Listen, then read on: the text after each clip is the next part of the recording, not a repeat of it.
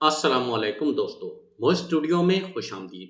Video دیکھیں پھر بات کرتے ہیں۔ خوبصورت ہونا یا نظر آنا ہر دوسرے انسان کی خواہش ہوتی ہے۔ یہی نہیں، عورت کو مرد سے زیادہ خوبصورت نظر آنے کی چاہت ہوتی ہے۔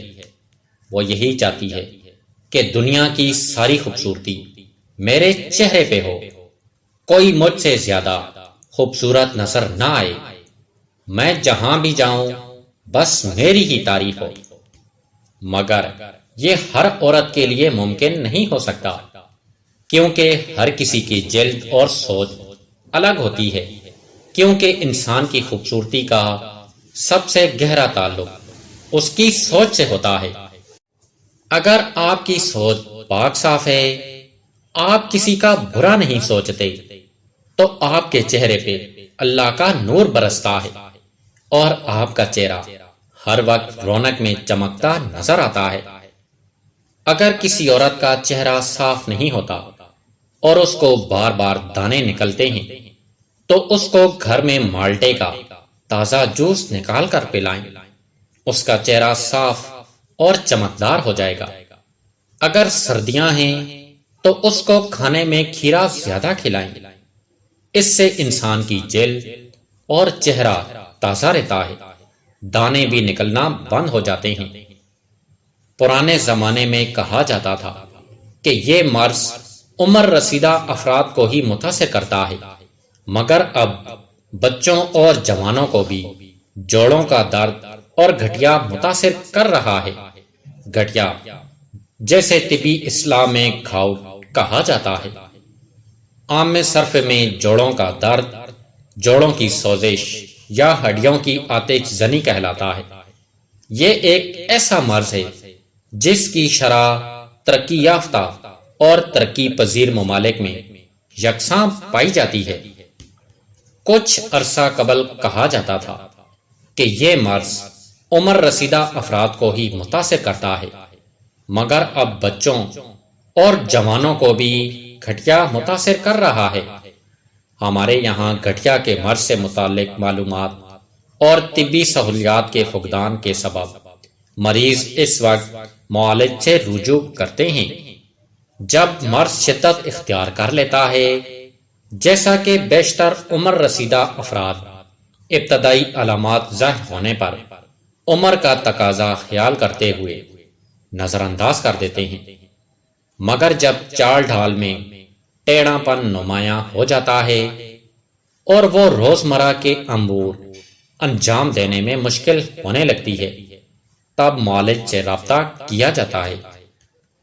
عام طور پہ موٹاپا میں مبتلا افراد اس مرض کا جلدی شکار ہو جاتے ہیں اور ان کی علامات کی شدت بھی زیادہ پائی جاتی ہے۔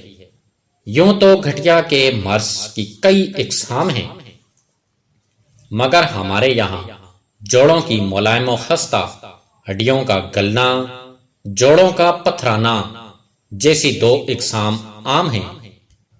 جوڑوں کے ملائم خستہ ہڈیوں کے گلنے کا مرض جوڑوں کی چکنائی کم ہونے کی وجہ سے لاحق ہوتا ہے۔ اس کا شکار زیادہ تر 60 برس سے زیادہ عمر کے افراد ہوتے ہیں، لیکن فربا افراد میں 40 برس کی عمر کے بعد اس سے متاثر ہونے کے امکانات بڑھ جاتے ہیں۔ مرض کی ابتدائی علامات میں تھکن اور جوڑوں میں درد، سوزش شامل ہیں۔ مرض لاحق ہونے کی عمومی وجہ باقاعدگی سے ورزش یا چہل قدمی نہ کرنا، ناقص غذا، ذہنی دباؤ وغیرہ ہیں۔ اس مرض میں ہڈیوں کے جوڑ کے محترم اور ہڈیوں کے سرے گھس جانے کی وجہ سے چلنے پھرنے، اٹھنے بیٹھنے اور جوڑوں کی حرکت دینے میں شدید تکلیف محسوس ہوتی ہے۔ اگر ابتدائی مرحلے میں اس مرض کا علاج نہ کیا جائے تو جوڑ کڑکڑا جاتے ہیں، حرکت کے قابل نہیں رہتے۔ گٹھیا سے متاثرہ مریضوں کے لیے ضروری ہے کہ وہ روزانہ چہل قدمی کریں تاکہ مرض شدت اختیار نہ کر سکے۔ اگر وہ موٹاپے کا شکار ہیں تو اس طرح ان کا وزن بھی قابو میں رہے گا، بعض کیسوں میں بڑی عمر کے افراد کے چہل قدمی نقصان دہ ثابت ہو سکتے ہیں، کیونکہ اس طرح گھٹنے کی ہڈی رگڑ کھانے کی وجہ سے جوڑوں کی تکلیف بڑھ جاتی ہے۔ بہتر ہوگا کہ معالج سے مشورہ کر لیا جائے۔ جوڑوں کے پتھرانا اصل میں جوڑوں کی سوزش کا عارضہ ہے، جس میں جوڑوں کی جھلی متوارم ہو کر ملائم و خستہ ہڈی کو شدید نقصان پہنچاتی ہے۔ یہ مرض خاص طور پہ انگلیوں کے جوڑوں کو متاثر کرتا ہے، جس کی وجہ سے انگلیاں ٹیڑھی میڑھی اور بدوضع ہو جاتی ہیں۔ جوڑوں کے پتھرائے جانے کا قسم لاحق ہونے میں عمر کی کوئی قید نہیں، البتہ فربا افراد کو یہ قسم کی جلد متاثر کرتی ہے کہ اگر اس کی ابتدائی تشخص ہو جائے اور بروقت علاج بھی شروع کر دیا جائے تو مرض پر کسی حد تک قابو پایا جا سکتا ہے۔ بصورت دیگر عمر بھر کی معذوری مقدر بن جاتی ہے۔ گٹھیا اور ہڈیوں کے دیگر امراض سے محفوظ رہنے کے لیے متوازن غذائیں، دودھ، پھل اور سبزیاں کھائی جائیں، وزن کو قابو میں رکھا جائے، ورزش روزانہ کی جائے، بازار کی تیار شدہ غذائیں کم سے کم کھائی جائیں، اور پٹھوں کو مضبوطی کے لیے خاص قسم کی ورزشیں کی جائیں۔ طبی یونانی میں اس کا علاج موجود ہے۔